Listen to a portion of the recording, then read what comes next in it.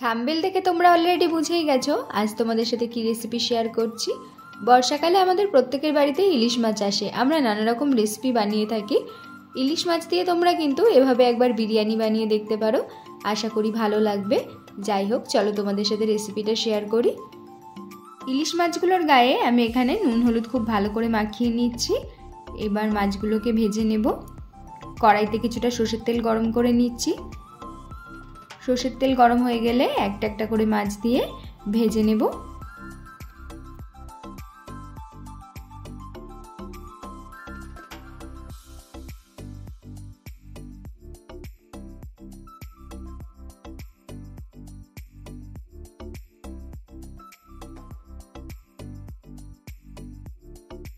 বিরিয়ানি চালটা বানানোর জন্য আমি এখানে একটা পাত্রে জল গরম করতে দিয়ে দিয়েছি, তাতে গোটা গরম মশলার নুন দিয়ে দিচ্ছি।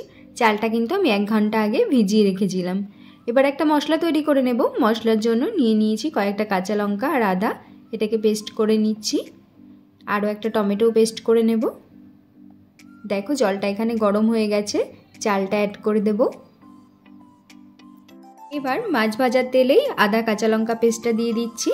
আরও দিয়ে দেব 1/2 চামচ গুঁড়ো জিরের গুঁড়ো, ধনের গুঁড়ো, হলুদ গুঁড়ো আর খুবই সামান্য কেশর কালার ইউজ করছি রঙের জন্য। মশলাটাকে খুব ভালো করে কষিয়ে নেব। মশলাটা যাতে কড়াইয়ের গায়ে লেগে না যায় তাই কিছুটা জল দিয়ে দিচ্ছি। খুব ভালো করে মশলাটাকে জলের সাথে মিলিয়ে নিয়ে টমেটো পেস্টটাকে অ্যাড করে দেব। মশলাটাকে কিন্তু আরও কিছুক্ষণ ধরে কষিয়ে নিতে হবে। মশলাটা একটু ঘন হয়ে এসেছে। দেখো মশলা থেকে সমস্ত কাঁচা গন্ধগুলো চলে যাওয়ার পর আমি ভেজে রাখা মাছগুলো অ্যাড করে দিচ্ছি। এবার একটা ঢাকনা দিয়ে ঢেকে দিচ্ছি। গ্যাসের ফ্লেমটাকে লো করে দেব আর এভাবে 5 মিনিটের জন্য রেখে দেব। এদিকে ভাতটাও তৈরি হয়ে গেছে। বিরিয়ানি চাল কিন্তু খুব বেশি নরম করা যাবে না, মিনিমাম 80% মতো চালটা সেদ্ধ হবে। এরকম পর্যায়ে জলটাকে ঝরিয়ে নিতে হবে। আর বেরেস্তাটা তৈরি করে নেব। কড়াইতে রিফাইন তেল গরম করে নিচ্ছি। পেঁয়াজগুলোকে দিয়ে দেব। পারফেক্ট বেরেস্তা বানানোর কিন্তু কিছু নিয়ম আছে। হাই ফ্লেমে কখনোই কিন্তু বেরেস্তা তৈরি করতে নেই। তোমরা যদি বেরেস্তা রেসিপিটা দেখতে চাও আমাকে অবশ্যই কমেন্টে জানিও, আমি তোমাদের সাথে শেয়ার করব। দেখো এখানে বেরেস্তা তৈরি হয়ে গেছে, তুলে নিচ্ছি। বিরিয়ানি দমে বসানোর আগে আরও একটা জিনিস আমি তৈরি করে নেব। একটা বাটিতে 1/2 চামচ মতো কেশর কালার দিয়ে দিয়েছি। দিয়ে দিচ্ছি 1 চামচ গোলাপ জল আর 1 ফোঁটা দিয়ে দেব মিঠে আতর। এবার এগুলোকে খুব ভালো করে গুলিয়ে রেখে দেব। বিরিয়ানিটা যে পাত্রে দমে বসাবো সেই পাত্রে প্রথমেই কিছুটা ইলিশ মাছ ভাজার তেল লাগিয়ে নিয়েছি। এবার ভাতটাকে দিয়ে দিচ্ছি। ওপর থেকে দিয়ে দেবো বেরেস্তা, চিনি, নুন, কিছুটা গোলমরিচের গুঁড়োও দিয়ে দেব আর দিয়ে দিচ্ছি 1 চামচ বিরিয়ানি মশলা। মশলাগুলোকে কিন্তু এভাবে ছড়িয়ে ছড়িয়ে দেব। একটা লেয়ার হয়ে গেলে তারপর আবারও ভাত দিয়ে দিচ্ছি।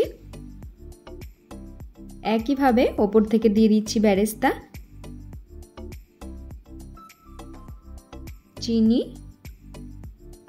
নুন, গোলমরিচের গুঁড়ো আর বিরিয়ানি মশলা। এভাবে কিন্তু লেয়ার লেয়ার তৈরি করে নেব। কিছুটা ইলিশ মাছ ভাজার তেলও ওপর থেকে দিয়ে দিচ্ছি।